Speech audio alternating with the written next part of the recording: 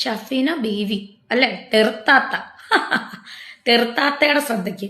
തെർത്താത്തെ, ഈ തെർത്താത്തേനെ കുടുംബത്തിൽ കയറ്റുന്നവരെ ശ്രദ്ധിക്കുക. ആ കുടുംബത്തെ നിങ്ങൾ ദയവ് ചെയ്ത് കയറ്റി ഇവരുമായിട്ട് സൗഹൃദം കൂടിയ നിങ്ങളുടെ ലൈഫ് നിങ്ങളുടെ കുടുംബം ചിന്ന ഭിന്നമായി പോകും. നിങ്ങൾ ഇപ്പൊ എഴുതി വെച്ചോ, ആര് കുടുംബത്തിൽ കയറ്റിയാലും ഇവരെ നിങ്ങൾക്ക് അറിയാത്ത കൊണ്ടാണ്. എന്നെ നെഗറ്റീവ് പറയുന്നതുകൊണ്ട് എന്നെ ഇഷ്ടമില്ലാത്ത കുറെ പേരെടുത്ത് ഇവരെ തലയിൽ വെക്കുന്നതല്ലാതെ ഇവരാരാണെന്ന് എന്താണ്, ഇവർക്ക് ദുബായിൽ എന്തായിരുന്നു ബിസിനസ് എന്നൊക്കെ നമ്മൾ ഇത് അറിഞ്ഞിട്ട് തന്നെയാണ് നമ്മൾ നിൽക്കുന്നത്.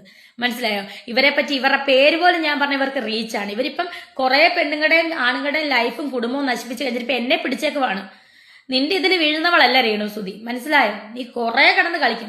നിനക്ക് എന്താ അറിയണ എന്റെ പെട്ടിക്കകത്ത് എന്താ? നാടി പെട്ടിക്കകത്ത് ഞാൻ ഇങ്ങോട്ട് കൊണ്ടുവന്ന് എന്റെ കുറച്ച് അണ്ടർ ഗാർമെന്റ്സും ഉണ്ട്, കുറച്ച് ഡ്രസ്സും ഉണ്ട്, പിന്നെ അങ്ങോട്ട് പോകുമ്പോഴത്തേന് കുറച്ച് മുട്ടായി, ഋതപ്പനൊക്കെ മേടിച്ചോണ്ട് പോകുന്ന മുട്ടായി, കുറെ പേര് നല്ല മുട്ടായി ഒക്കെ തന്നുവിടുന്ന ആ മുട്ടായി. ഇതൊക്കെ നിന്നെ എന്തിനാടി ഞാൻ ബോധിപ്പിക്കുന്നത്? അടി ബോധിപ്പിക്കേണ്ടവരെ ബോധിപ്പിച്ചിട്ട് തന്നെയാണ് ഞാൻ അങ്ങോട്ടും ഇങ്ങോട്ടും ഫ്ലൈറ്റ് കയറി ഇറങ്ങുന്നത്. മനസ്സിലായോ?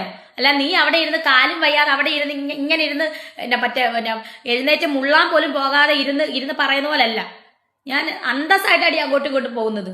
നിന്നെ ഇങ്ങനെ പറയരുതാത്തതാണ് ഞാൻ. പക്ഷെ എന്റെ വായിന്ന് നീ എന്നെ അത്ര നികൃഷ്ടമായിട്ടാണ് നീ സംസാരിക്കുന്നത് എന്നെ പറ്റി. എന്റെ കുടുംബത്തിൽ കയറി നീ കളിച്ചു. നീ ഒരുത്തിയാണ് ഇപ്പോഴത്തെ ഈ പ്രശ്നത്തിന്, എന്റെ ഫ്രസ്ട്രേഷൻ, എന്റെ മാനസികാവസ്ഥയ്ക്കും കാരണം. നീ ഒരുത്തിയാണ് എന്റെ കുടുംബത്തിൽ കയറി കളിച്ചത്. നീ ഒരുത്തി മക്കളെ തമ്മി തല്ലിച്ച്, മക്കളെ അമ്മയും തമ്മി തല്ലിച്ച് നീ ആസ്വദിക്കുന്നുണ്ടല്ലോ ഇപ്പൊ. നീ ആസ്വദിക്കടി. നീ ഒരു കുടുംബത്തിൽ കയറി നീ ആ കുടുംബങ്ങൾ തമ്മിൽ ഇല്ലാതാക്കിയിട്ട് എന്റെ ഫാമിലിയെയും മറ്റേ ഫാമിലിയെയും തമ്മിൽ അടുപ്പിച്ച്, മക്കളെയും തമ്മിൽ അടുപ്പിച്ച് നീ ഗുണം പിടിക്കത്തില്ലടി ഒരിക്കലും. നീ ഗുണം പിടിക്കത്തില്ല. ഇത് കൂടുതലൊന്നും രേണുസുധിക്ക് പറയാനില്ല. നാശം പിടിച്ചവളെ.